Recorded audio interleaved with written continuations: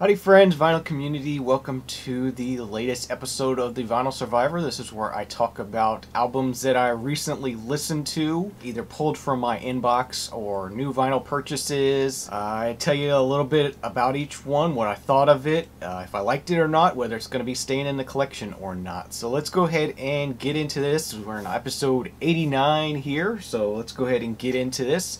The first thing I have to talk about today is a release from this year, 2014. This is an ambient, electronic, experimental kind of piece.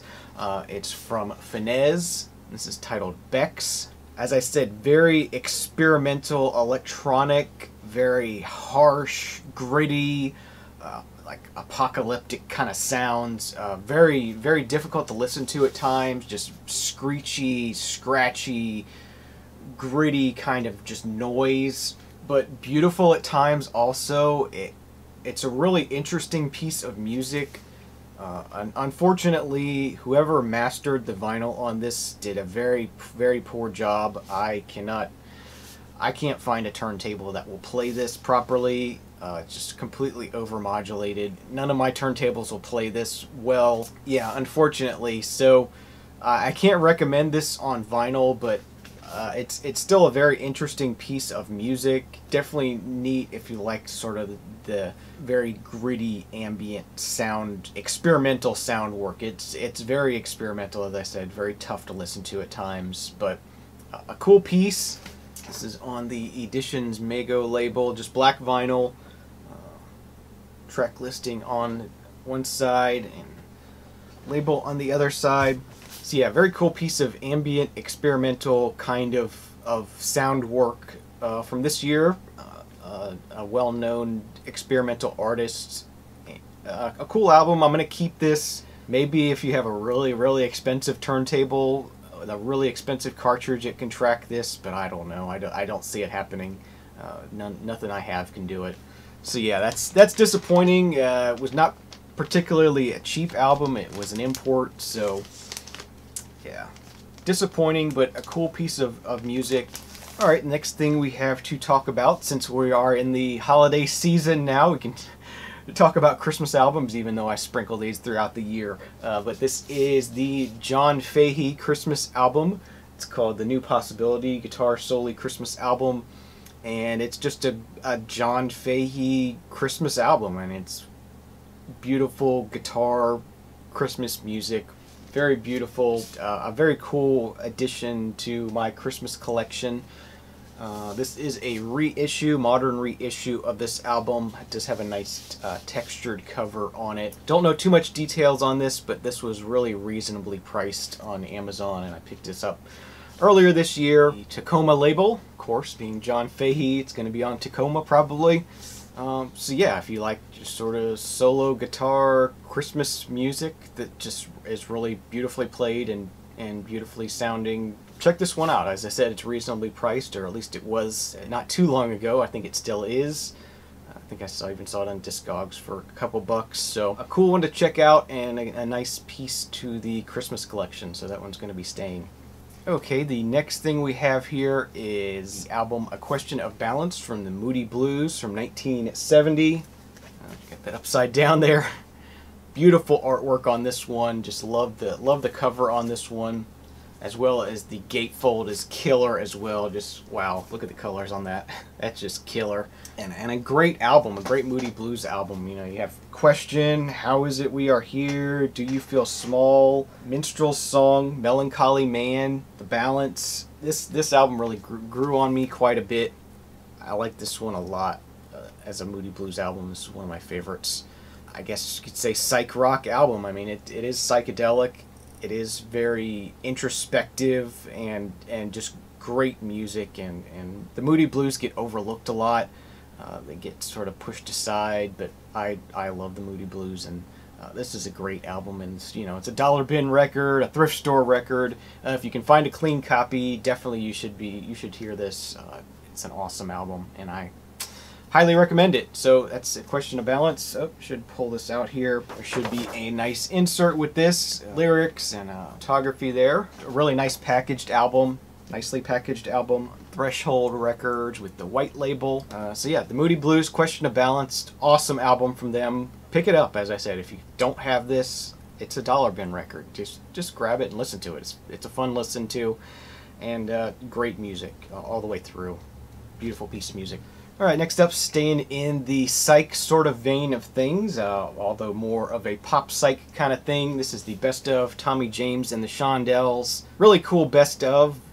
You know, pop psych is not really my thing particularly, but I do enjoy it, and so greatest hits like this or best ofs are really good. And you know, you got Crimson and Clover, Money Money, Crystal Blue Persuasion, just some good stuff on here. Here's the inside, and this is a unipack, which means the record comes out from the inside. There's that cool roulette label. Looks really neat when it's spinning. Always enjoyed that. So yeah, just a good best of some pop psych stuff. Tommy James and Shondells. It's classic. Everybody knows at least some of these songs, and they're fun, and it's an enjoyable listen. So this one is staying in the collection. Okay, moving back into modern times, we're going to talk about the 2014 release from the Black Keys. This is their album Turn Blue from this year, 2014. Produced by Danger Mouse. This is sort of I would say a change of pace for the Black Keys. I was a little bit ho-hum on their last album, a little bit disappointed in it, but this one is a lot freer, a lot more psychedelic, a lot more different. It's different. It's got some electronic aspects to it, as I said, some psychedelic aspects to it, but there's still that bluesy, rootsy kind of thing there. A really great album. I really enjoyed this one, listening to this one throughout the year. Of course, it came out earlier this year, and you get a nice big poster of the album artwork, and they didn't put anything on the back side, which is kind of disappointing. They made it all blue, but I guess it turns blue. But inner sleeve with some more sort of artwork that matches the cover, some liner notes on there, and then the album itself on sort of a swirly label, so kind of gives you a nice little swirl to spin around there on the turntable, so it looks kind of cool in there. But yeah, as I said, I really enjoyed this album. I wasn't even interested in it until I heard some of the songs, and they really sounded good to me. So I was like, well, I guess I am gonna buy this album. Yeah, Black Keys, Turn Blue. They really made a good turn this year, I guess you could say, towards a new direction and interesting music, and I can't recommend this enough. It's good stuff. Okay, the next thing we have here is sort of a compilation, mega mix kind of thing. This is a Night at Studio 54 from 1979. This is just a big, giant 2 LP mix of disco music. And if you follow my channel a lot, you know I don't really care for disco music too much. That was kind of a bad word in my generation. It was disco, but I know a lot of people love disco these days. A lot of the younger generation love disco, and this is a pretty good mix. I did enjoy this. It does have some interesting stuff on here. You know, you get a lot of great bands on here. Peaches and Herb, Donna Summer, Village People, Michael Zager Band, Alicia Bridges, Cher, Chic, Dan Hartman, Instant Funk, DC LaRue. Just, you know, on and on and on. It's a good mix. There is cool photography, cool artwork. I really like the silver foil on there. And yeah, I'm gonna go ahead and keep this in the collection. I think I found this at a thrift store or, you know, flea market or somewhere cheap. I didn't spend a lot of money on this, but I'm gonna keep this in the collection just if people want to hear disco music, or if I get the weird urge to listen to some disco. This is a good one to put on rather than, you know, going straight for the Saturday Night Fever soundtrack or something like that. A cool mix. And so yeah, if you see this one out in the wild and you're remotely interested in disco, check it out. It's a cool one.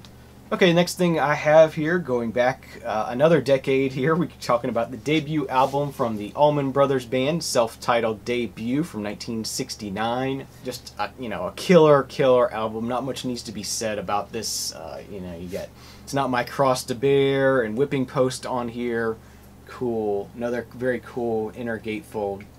Love that picture. That's awesome. And just a great album musically. Just a stone cold classic. And you know, if you're into that sort of southern blues rock kind of thing, late 60s thing, then you know about this, you know all about this already. I will say, if you do find, there's an Allman Brothers Beginnings album. I've showed it here before. It's actually a 2 LP set that features this album, their first album, and their second album. Sometimes that one's easier to find than this one, but this is a really nice copy of the debut, and I'm happy to have this in the collection. And this is on the yellow Atco label, a label I love. So yeah, that's the Allman Brothers Band self-titled debut from 1969, staying in the collection, a classic, and I'm happy to have this in the collection. Very nice copy of it. So, all right, next thing we have is another classic. This one's from 1970. This is Dereck and the Dominoes with Layla. Classic song, but just a great album through and through. You know, more British blues rock stuff here. And again, this is on the Atco label. Always good stuff on that label for some reason. And just a classic album. Not much needs to be said about this. I'm sure most, if not all of you, have heard this before, but it's a good one to have in the collection, and I'm going to be keeping this one as well, as of course enjoyed listening to it. Okay, next thing we have to talk about is an album from David Bowie, but this is an album from 1997. This is David Bowie's Earthling, 1997. A very different David Bowie album. I wasn't really paying much attention to him when this came out, although I do remember hearing at least one of the songs on here on the radio. This is a very odd sort of album. Nothing like what I expected to hear. It's very heavy drum and bass sort of sound. It has a very dated, late 90s sound to it. It's, yeah, as I said, it's dated. It's from 97 and it sounds like it. This is not where I would recommend anyone start as far as David Bowie. Inside here, just the inner sleeve. I will say this is the music on vinyl reissue of this album. I believe they did it either last year or this year. Pretty recent reissue anyway. These are numbered. This is number 530 here. It's a pretty low number. That's pretty cool. It's pressed on a translucent green vinyl. Pretty cool there as well. Kind of a challenging David Bowie album for me. I don't particularly love this at all. As I said, it's very dated. It's very heavy drum and bass kind of stuff for the most part. So yeah, this one is going to be staying in the collection. I can't exactly recommend it. I'm keeping it because I like David Bowie and I'd like to have as much of his stuff as I can, so I'm going to be keeping it around, but not something I'm going to be going to on a regular basis. Okay, and the last album I have to talk about for today is another Jimi Hendrix release. This is Live at Monterey. Originally released on video in '86, but was not released on CD or vinyl until 2007. That's what this is from 2007. This was also re-released again for Record Store Day this year, 2014. But I got this 2007 reissue for a lot less money than what that costs. Just a single LP on this one. Got some photography from the show there, and as a lot of these do have, you get a nice booklet with some more photography and liner notes and interesting facts and stuff from the show. That's always nice. And this is on 180 gram vinyl from Experience Hendrix. And there is some contention as to whether this is analog or digital mastering. I don't know. It goes back and forth. It sounds good to me. I don't have a problem with it. It sounds good to me, as I said. And it was a lot cheaper than the Record Store Day version. Those ones can get quite pricey. I just bought the one for Black Friday Record Store Day, and it was, yikes, it was expensive. So this was a cool pickup, cool listen to now and then. You know, as these Experience Hendrix sort of reissues of the live series and stuff. You know, they're not as good as the straight up Hendrix albums, but they're cool to listen to from time now and then, and a cool little peek into a little bit more deeper. You know, he never played he never played the same song twice, or he never played a song the same way twice. So that's always cool. Every time you hear a song, it's going to be different. So that is going to do it for episode 89 of The Vinyl Survivor. Thank you for following along. If you enjoyed it, please subscribe if you're not already, and leave a comment, and we'll see you again real soon for episode 90. Cheers.